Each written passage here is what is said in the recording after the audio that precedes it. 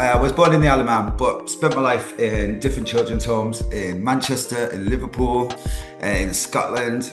So I was 17 and 9 months, so 17 years old and 9 months. I joined the British Army, pretty much joined and thought, yeah, no, this should be an easy ride. Nobody's picking on the UK.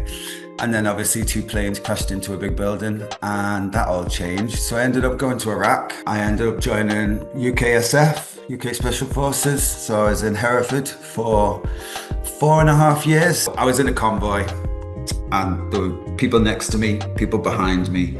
No one else survived. I was the only one that survived. I don't know if many people know about comas, but when you're in a coma, you actually can be in that lucid bit between asleep and awake.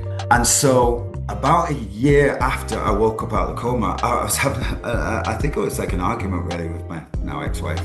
And I was like, yeah, but I told you, and I told us 3 times that I had told her. No, I didn't. I was asleep.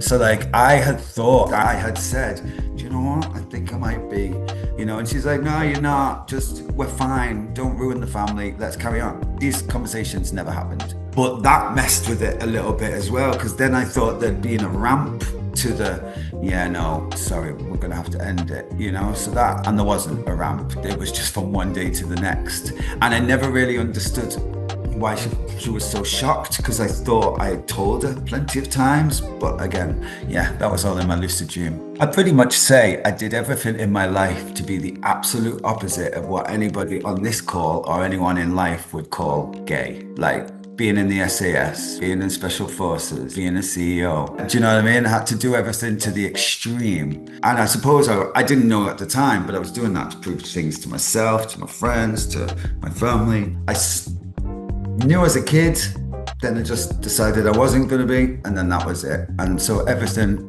just life happened, and I was happily married, and I was in that moment. I was either out with the army or I was at home being a dad. So I just, it was like the analogy I said of one arm, like I sort of knew I was a bit different, but I carried on and got used to being me. Building culture and being inclusive means not highlighting someone's difference and calling it inclusion.